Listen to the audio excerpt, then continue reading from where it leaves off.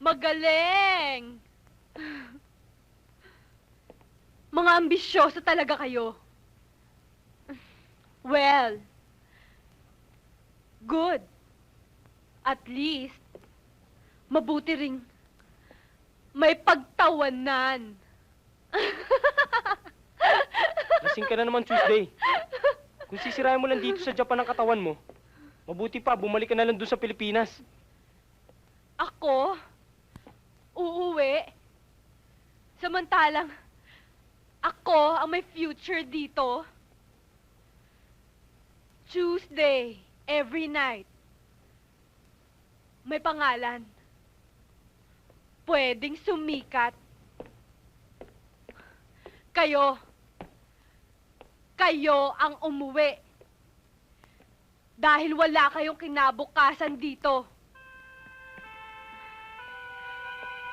Doon sa Pilipinas. Baka sakali pa. Sandali.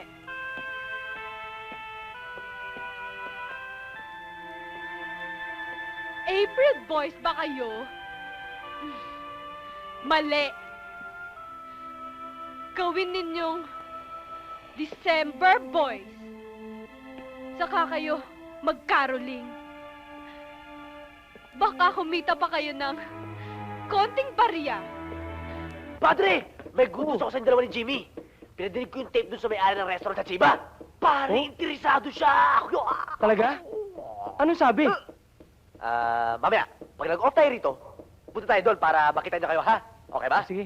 Aba, padre, good luck. Arigato gozaimasu. Jimmy, maganda ka mamaya, pupunta tayong Chiba at mag-audition tayo doon. Baka magkaroon tayo ng booking. Ha? Ay, salamat. Magiging legitimate na rin ang pagstay natin dito. Aba, syempre, konting tiyaga lang at pasensya. At haluan ng konting swerte. Hoy, kayong dalawa, iparinig yung naririnig kong galing sa inyo, ha? Alam ko naman, matagal ka nang bilib sa amin eh. Tol, asan si Sidekick? Andun sa labas, chinechempohan yung mga sikyo. Mga tol, tama-tama. Jijingle yung sikyo, tapos magbiminad sa kusina. Ha, let's go! Balik. Your passport, please. Ano yung narinig ko passport? Mga immigration police. Huli tayo. Sabit. Nako!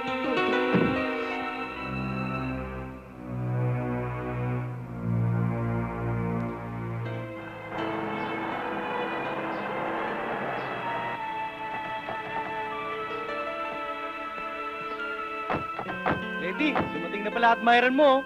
Nag-Japan yan. Matutuloy na blowout natin. Sigurado mapaparami na inom natin dahil may gagasta na. Sinong gagasta? Na-deport yung mga yan. Palibhasa, wala kayong mga dyaryo.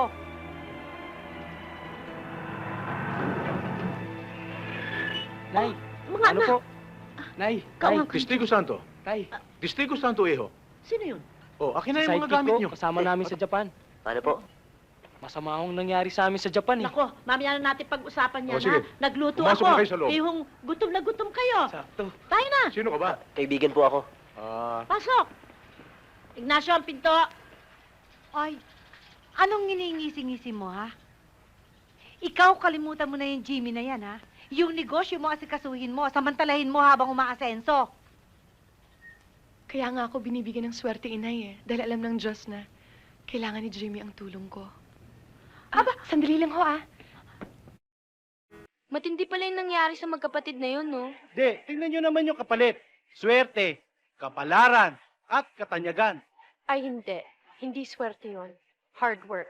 Pag ang kabiguan sa buhay ay ginamit mong motivating force para lalo kang magsikap, success is always within reach. Okay, enough of the April boys. Aba, buong merienda natin sila na lang pinag-uusapan natin, ah.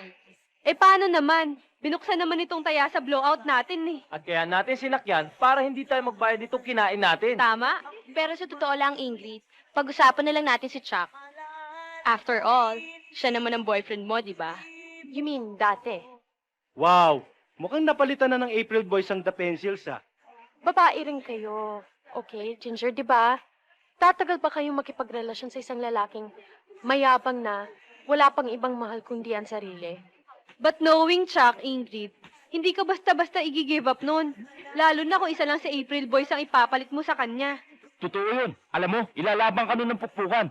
Talagang hindi. Dahil ang April Boys at ang The Pencils ang magkakompetensya ngayon ng husto. Kayo talaga? Fan pa lang ako ng magkapatid. Pag nagsasalita kayo, para bang boyfriend ko na si Vingo. But knowing you, hindi ka titigil hanggat di mo siya nakikilala.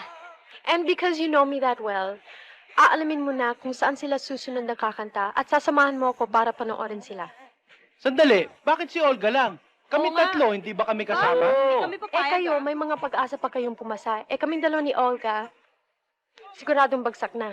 Oo nga naman. Teka, anong nangyari sa pagbabalik nila?